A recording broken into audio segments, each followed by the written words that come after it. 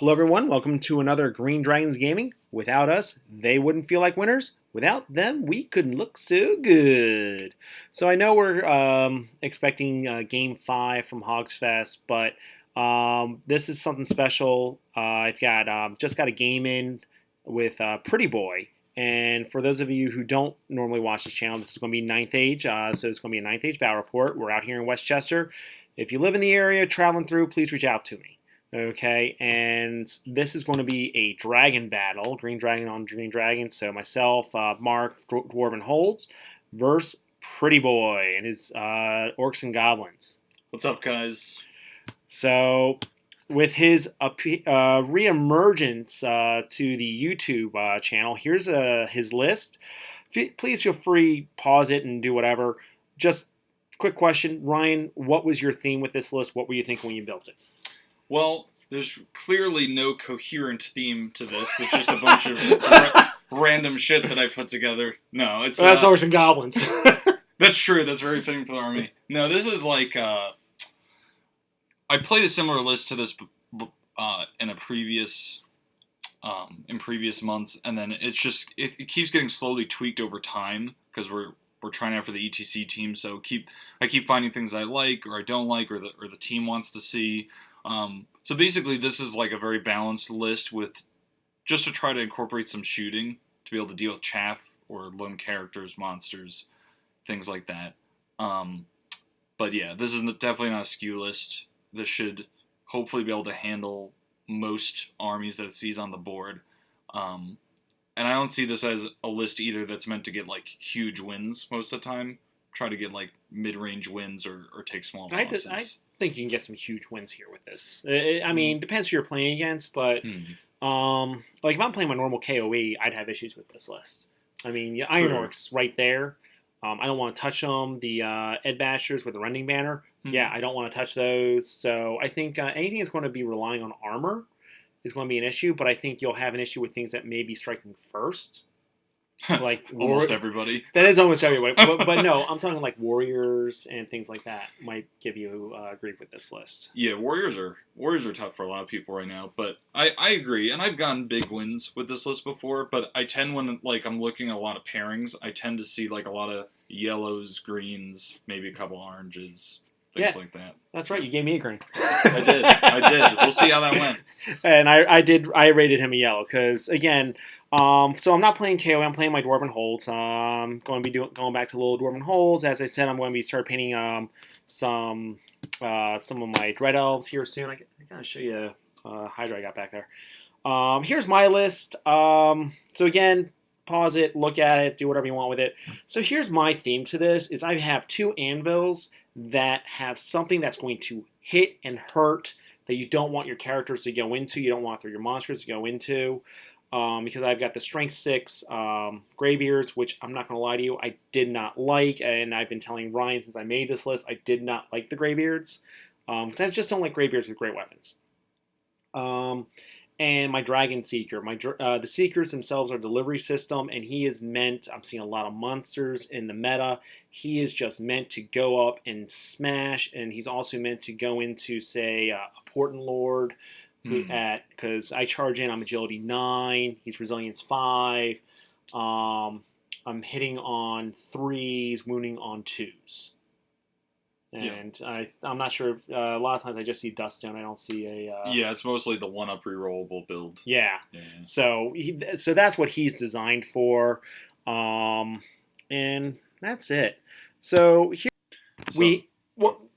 here here we have after Vanguards. It's his first turn after movement. Those two giants you see behind the building were off to the left. Ryan deployed first, and then I deployed.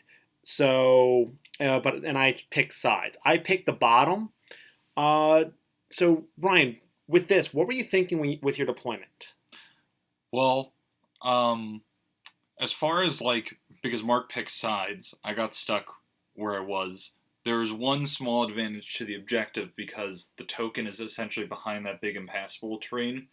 So I would get cover. It'd be very difficult for Mark to reach that. We didn't say token. What we were playing. Oh, we were playing Spoils of War. And refuse flanks. Yep, refuse flanks, Spoils of War. So the one token was behind that big rock-looking thing, so it'd be very hard for Mark to get that. So I was happy about that, but otherwise, it was just rough because I had 2 impassable pieces of terrain breaking up my deployment, and so basically it's just funneling me to the middle, and I can't use whatever movement I have to kind of pick my fights. So I didn't really like that part. So I put my main blocks in the middle because I kind of had to, and then I was worried Mark was going to put his Seekers on the side where the impassable was to go after my scoring unit. So I put the Nashers on that side just in case, and I was hoping the Nashers could kind of swing over and help with the combats in the center. So those are my main thoughts. The bolt throwers I knew were kind of going to be useless this game. The Giants one on the right, I was hoping maybe I could swing over, get to your lines. If you put the Seekers over there like you did, then at least they're not harassing my objective. Yep. So. And I put the Seekers over there because, you putting the Giants over there, to me that was a great move. It forced me to put the Seekers over there because if not, those Giants can just turn around and take off all my auxiliaries back there. He'd take off the 2 units of marksmen, my cannon, which can't really see. It's just off to the left there. My anvil's gone. My catapult would be gone. Like, those 2 Giants would just wreck everything back there. Right, the backfield, yeah. So that forced me to do that play.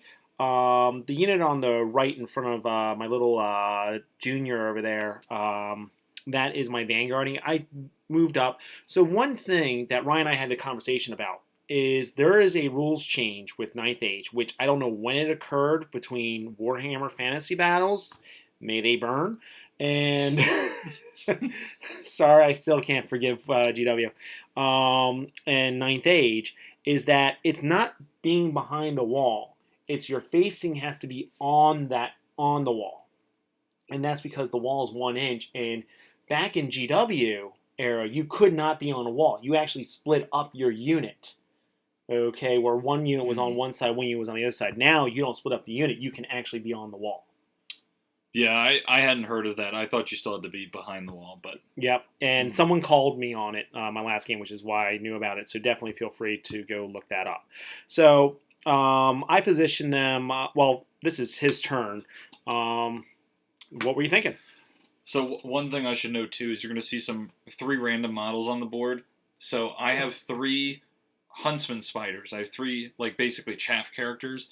I don't actually own the models. Koopa! So whatever Mark had, there were 50 millimeter bases I used, so just ignore the random creatures out there. But it's part of a green dragon for my Sylvan Elf army. Let's see, I've got a old ancient tree man from my Sylvan Elf army. And what else was there? We only do real polished battle reports, everything's super high painted. I am not Gene. yeah. And we used a stack. That's right, we used a stack. Right. Also from Sylvan.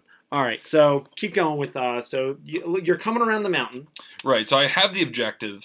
My boar boys, you can't see them, are just hiding behind that rock, and they will just hide there for the rest of the game with that objective. They've done their job. There's nothing for them to do. I'm moving the center up, put some pressure on, and then I moved that Tree Father is just one of those chaff characters. I moved him into the woods. I was trying to draw Mark in, see if Mark would take that charge with the Deep Watch, or possibly a longer charge with the Greybeards in the middle, and then I could combo charge him back. So that was my hope. Not that he would necessarily take that, but in any case, he's in the woods at least, so he gets cover from shooting. And then the Giants, I think they're just hanging back because you left me no room to march them around, and so I'm just staying back. I'm gonna dance. The other Giant will support the middle. Yeah, and my Dragon Seeker, Chucky, he's in there. He's the brighter orange-haired evil critter in the Seeker unit, and he's a monster hunter. So with 6 attacks, hitting on 2s, wounding on 2s. So there's a good chance he's popping a Giant before he ever gets a chance to swing. Oh, almost certainly. Yeah. With the multi-wound too. And then the Giant swinging back hits him on 5s. Oh, yeah. Yeah, that's the worst matchup possible for that Giant. So. Yep. So then there's that. So during his phase, he gets off a lightning vambrace and he manages to kill 1 dwarf. Awesome. Yep. And shooting with a bow, he plucks off another Greybeard. And then that's that. So here's my turn. I move up the Seekers to try to push the Giants back even more. But I wanted to make sure that Chucky up at the top had the ability to charge at an angle. I want him to possibly. He could have. Pardon me. He could have possibly bogged down your Iron Orcs. Right. And I actually considered charging. I just thought it was a bad idea at that point in time. But had he gotten in, it would have been. I would have challenged. If you refused, you would have been steadfast. So that would have been a good thing. Mm-hmm. But then I'm killing at least 6 Iron Orcs. Yeah, I thought you might go for that. Yeah. I wasn't sure. Yep. So I chose not to do that, though. I chose not to charge the center because I had no reason to. I didn't want to put myself close enough. And this is the new Mark. This is the new Mark that plays with restraint. Did I ever tell you I'm playing Owen? It was a team tournament. We can't talk about this now. We're doing a battle report, Mark. I'm so sorry. I apologize. I'll continue. Where were we? Squirrel. Anyway, so my marksman on the left. By the way, my 2 units. I know one's got handguns, but they're both crossbows. My 1 unit is sitting on the other token, so we're tied right now for everything.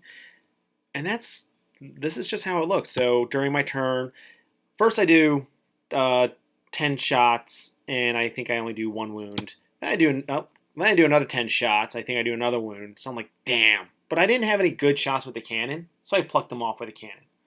Yep. And then I think the catapult did a couple wounds to your savages. I think they did 1 or 2 wounds. Yeah.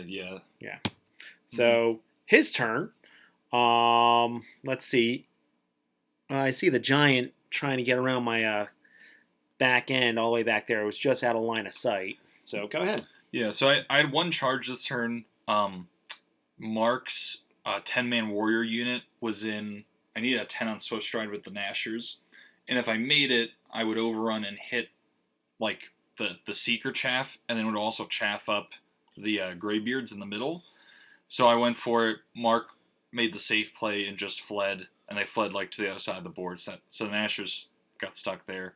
You could see how everything else moved, just trying to crowd the middle. The 1 chaff at the bottom of the screen is just trying to get around, maybe go for something in the backfield. And then on the other side, I hid the 1 giant behind the hill to hide from the cannon and still threaten the center. And the other giant could actually be in position because of how wide the Seekers were. Mark can't charge because he would hit the building. It didn't matter like if he moved straight or if he wheeled, and I was out of line of sight of the character. So that giant's just trying to like tiptoe his way around, basically. And I'm in no rush. I have no reason to kind of like rush into a combat. I have some ranged ability. So that was pretty much what I was thinking at that point. All right. During his magic phase, he went ahead. I have the Rune of Resilience, so it's so -1 to wound on me. Yeah. And he plucked 1 wound with his lightning van braces. I think he rolled 11 on that too. I know. My van braces were hot. I was trying to kill some chaff. Yep. You know? Whatever chaff you had. But I was rolling some 6s. I won't lie.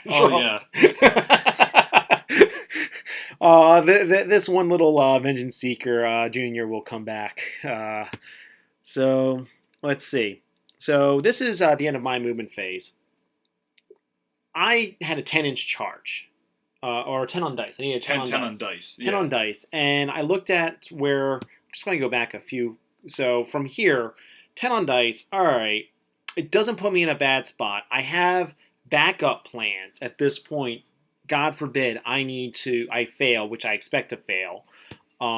Is the Seeker goes up, he chaffs up the big brick in the middle. I turn around and I threateningly move the Seekers and the Deep Watch to counteract his Iron Orcs at this point in time. And that was my thought process. I had no reason to move anything else on my side of the field. So with that said, YOLO charge. Yep, as I've been told several times, is I have the fastest dwarves alive. So in they go into the Savages. Now, I have 24 models in that unit. 23 Greybeards, you plucked one off, so 22. The reason I fielded them as a bust style formation Hmm. is I didn't have to go and horde against you, and also it takes away attacks from you.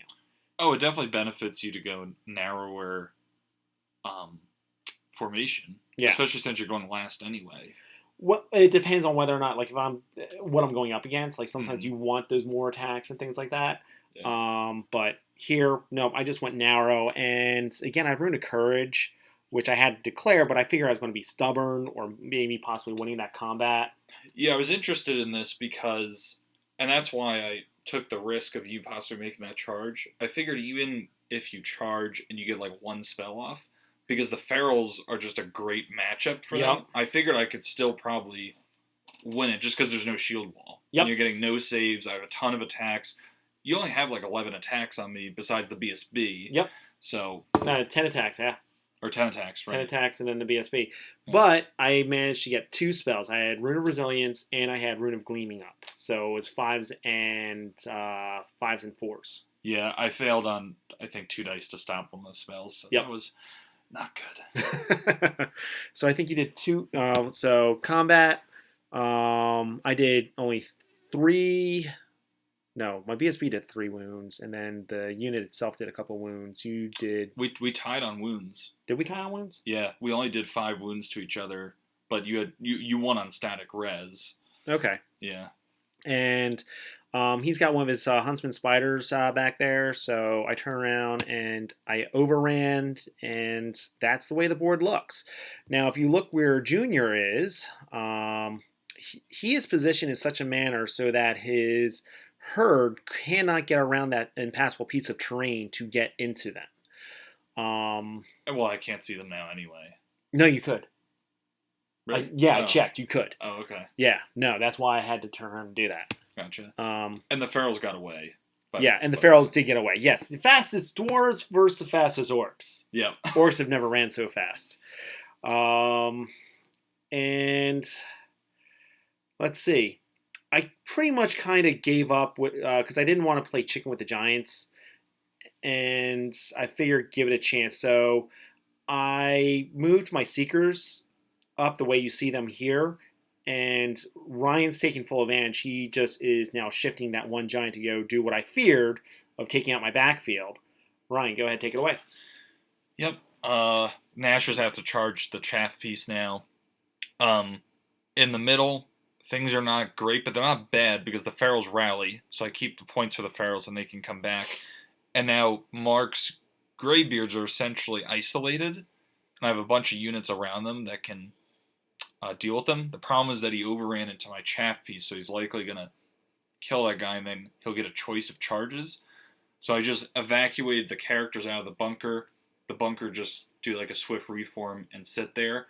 So now Mark can't get to the characters because there's not enough room for him. So he either has to charge into the orcs, probably kill the common orcs, and then take a counter charge from the feral Ed Bashers, or he could just go back into the Ed Bashers and try that combat again. And the Iron Orcs are just moving closer to still be in a standoff with the Deep Watch over there. Basically, I'm just like doing damage control in the middle at this point. And one thing I neglected to mention is his giant on the upper left does have 1 wound from my crossbows. So this is how it looks after the combats. Turn around and he killed the poor. That's after a catapult. He killed my Vengeance Seeker, and his one model up there held me up, and I'm going, son of a bitch. And I have a rune of denial, and he tried to do a Raven's Wing on the Ed Bashers. On the Ed Bashers, and I scrolled that because if he is able to Raven's Wing that, then the Greybeards are just done at this point because his next turn, no matter what I do, he's going to eat them alive. Mm-hmm. Yeah, the hero character holding was just crazy. Yep. So here I drop a catapult and I do another couple wounds to it, I think.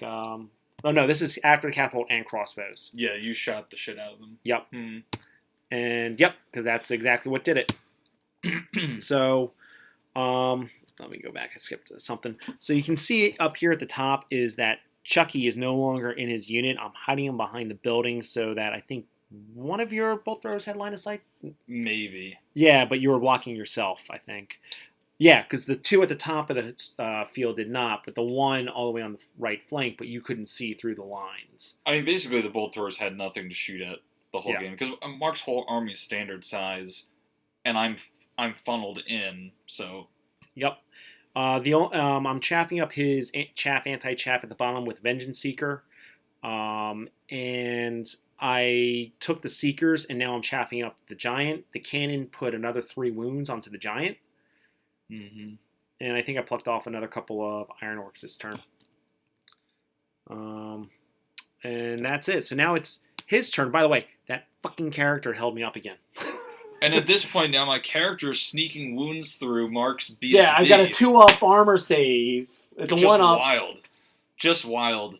And I think at this point we both have done like 2 wounds to each other in this combat, and we're just still sticking there. So now it's great for me because the Nashers can charge into the rear. I mean, they're not going to break because he's going to be steadfast, but I'll know I'll win combat, at least keep him pinned there.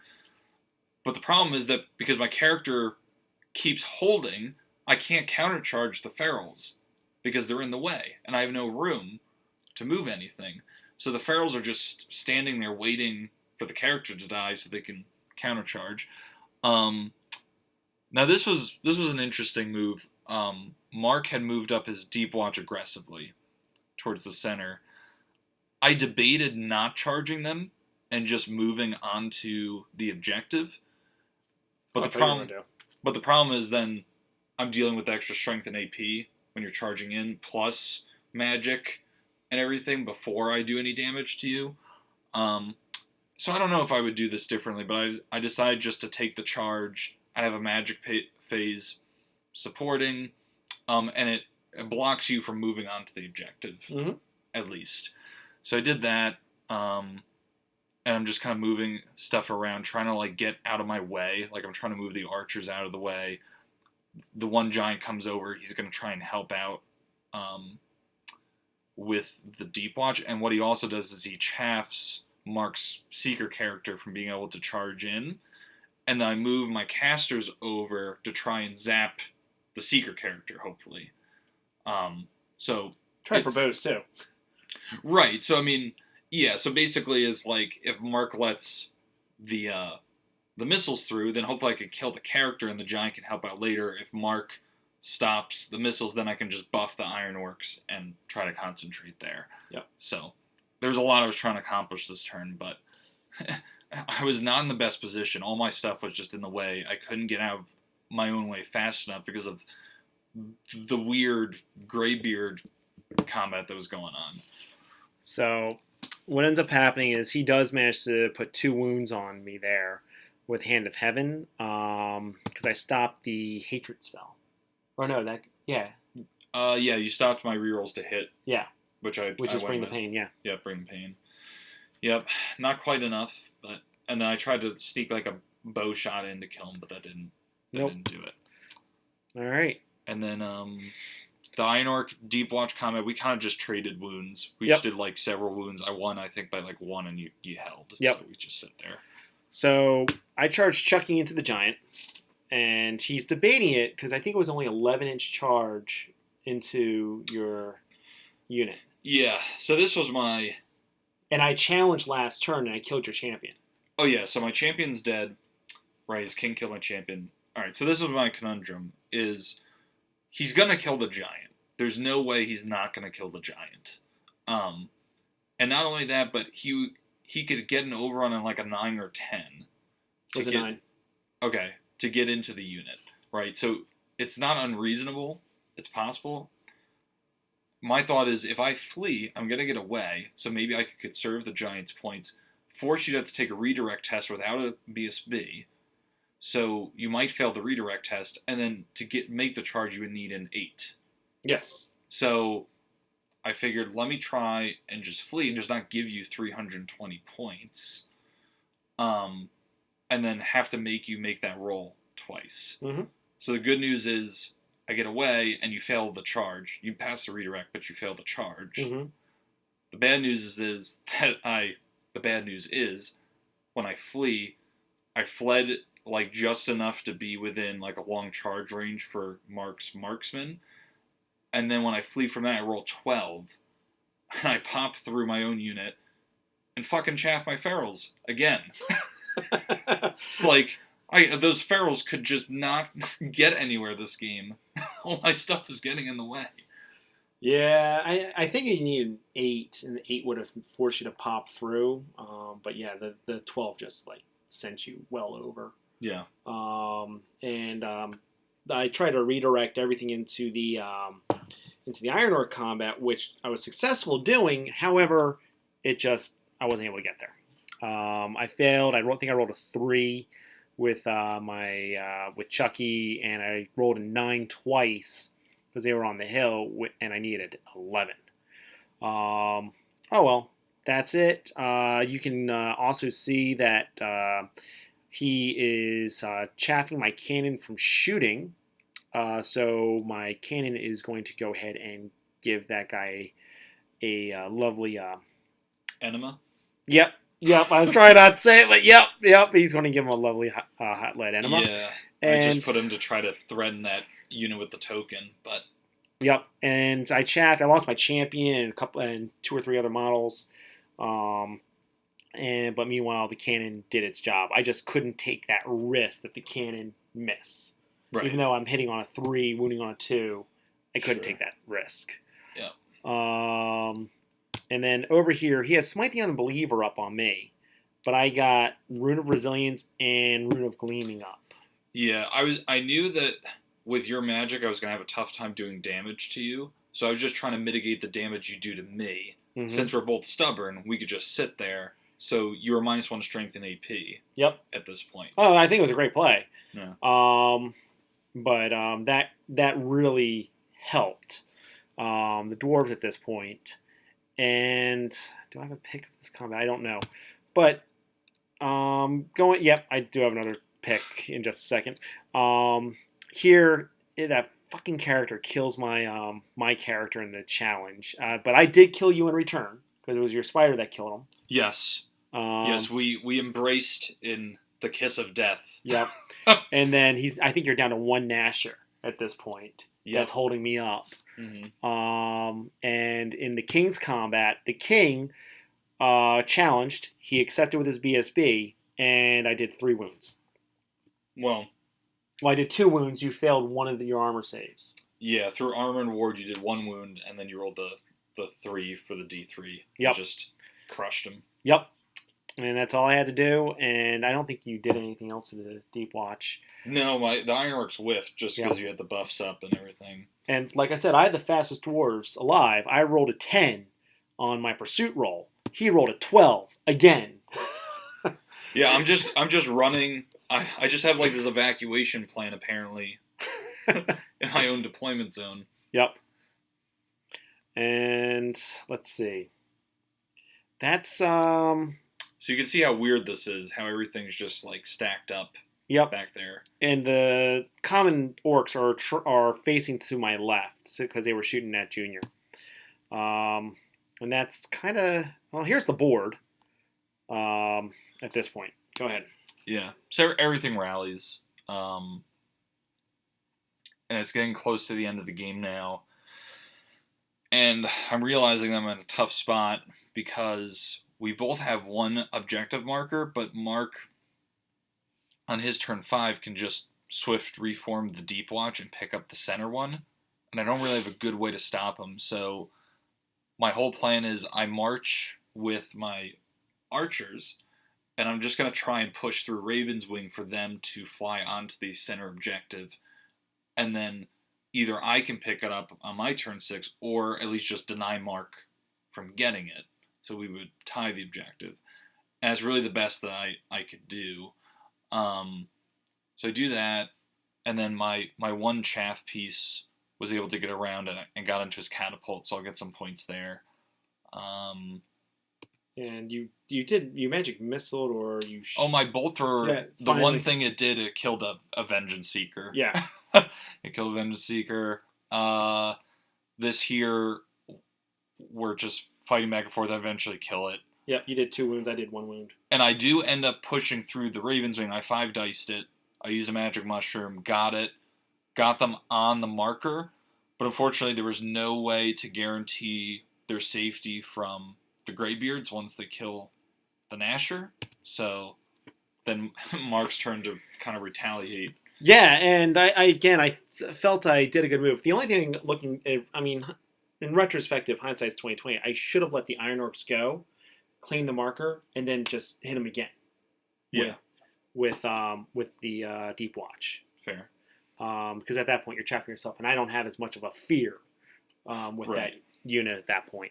Mm-hmm. So the Greybeards literally spin around because one of the models could see the back rank, and I position it in such a manner that if you move in a straight line, I'm avoiding the Deep Watch. So they go into the flank. There's only two Greybeards in combat versus 1 Orc. Because again, 20 versus 25 millimeters. Chucky goes into the side, and I believe he did a stand and shoot, and you plucked one of my dwarves off with a stand and shoot charge reaction. Yeah, in the front charge, you like an 8 or a 9 and got in. Yep. Mm-hmm. So there's that. Here's how that combat looks. Needless to say, I make mincemeat of that unit. I have them break from the Greybeards. I failed to kill the 1 Greybeard to stay steadfast. And you know what I probably should have done? Because, oh no, I couldn't do that. No, I had to stay there for another turn to claim that objective marker. Yeah. So, let's see. He finally kills that. I think kill the catapult. Yep. Mm-hmm. That's that combat. You break me, and that's where it ends up like Mark pursued with the character that got away, and then he picks up the token, or he moves the token into the unit of the marksman.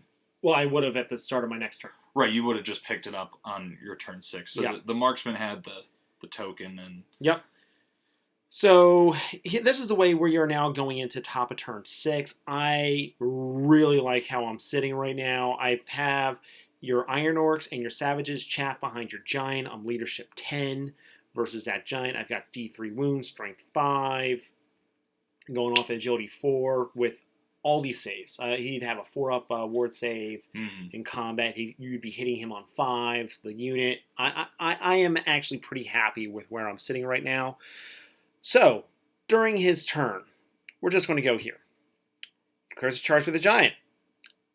I roll an 11. Fuck. He redirects right into the marksman sitting on the objective. I think I rolled a 10. Fuck. So both those 2 units run, and then, yep, he pursued after, and they ran pretty far too. I rolled high. Yeah. Mm-hmm. But because he needed a 15 to get in there, which was a 7. Yeah, because I gave him +1 move with the Raven's Wing attribute. Yeah. So I just, in that same thing, I lost my Deep Watch, my King, and my Runic Smith. It's a dice game. It was a risky play, but I was in desperation mode there, and it's like, take a terror check, you have no BSB, maybe it will work, and it just, like, I got super lucky with that. Yep. Chased him down.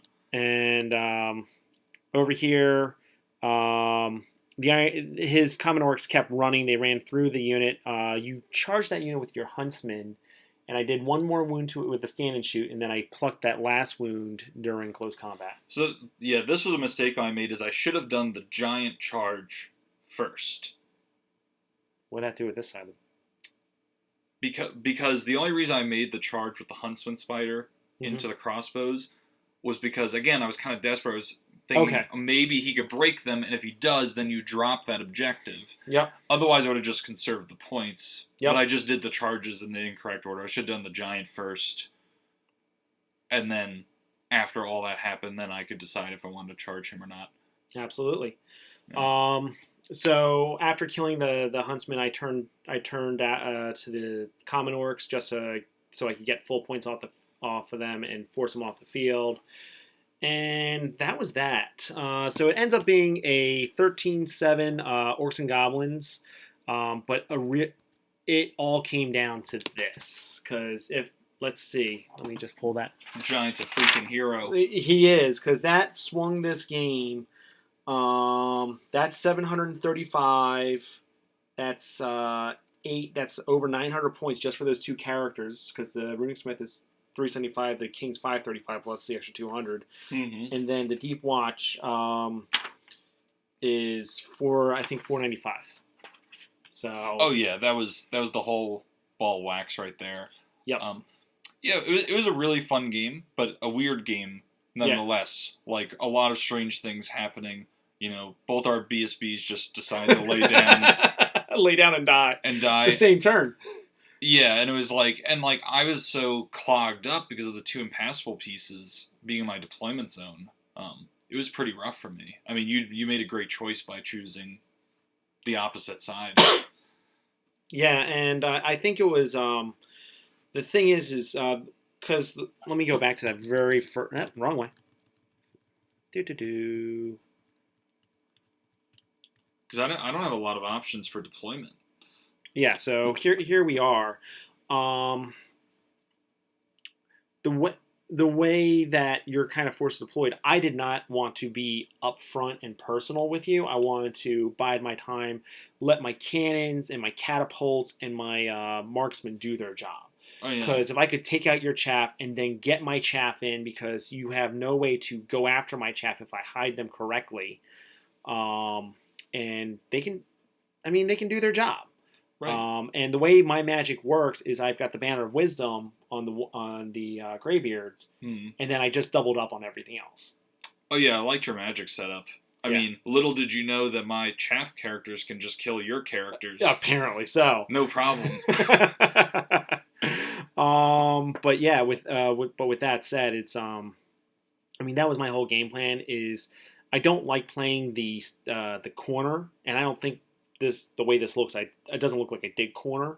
No. But at the same time, is I'm not on the line, and I didn't want to be on the line because Dwarves only pushing back the inch and a half and things like that, and then letting you pick your targets. I'm going to lose that game. Right, and I have a combat advantage. Agreed. In most cases. So yeah, you were right to use your shooting. Certainly, yeah, it was interesting, and I gotta say, like, having diagonal with spoils, that particular combination is pretty rough. Like, in terms of, like, depending on what your matchup is. See, I actually felt it gave you an advantage. I'm not saying it was rough for me. I'm just saying, like, it can make the game pretty skewed. I feel like, depending on the matchup. I think that if this was just standard or classic deployment or even Dawn Assault or March, it'd be very different. It'd be different, but I think that actually would have been even more of a hindrance to you, because having it as a refused flank allow you to get there in that formation first, not piecemeal yourself up that way. Oh, I was happy about it for me. Like I said, the only thing that screwed me up was just the side of the board I was on. I agree. And and my deployment was actually, I think, the longest part of the game. At least I felt it was, and I know I was not, because it requires a lot. I'm not thrilled with this list. Originally, I was going to try to take my 2 combat bricks and just move them up and then just swing it, so I only had to deal with one of his bricks at a time. But the issue was his chaff. And he's winning the chaff where he's got the giants, and no, I lose it if I play it that way. So my next course of action was to try to just keep you off the objective with a threat and be able to swing my chaff out around. And I positioned them in such a manner so you could not just shoot them off. Yep. Yeah, absolutely. So I got nothing else. You? No, enough analysis out of us. Let us know where we messed up, what we could do better. And till next time, happy gaming.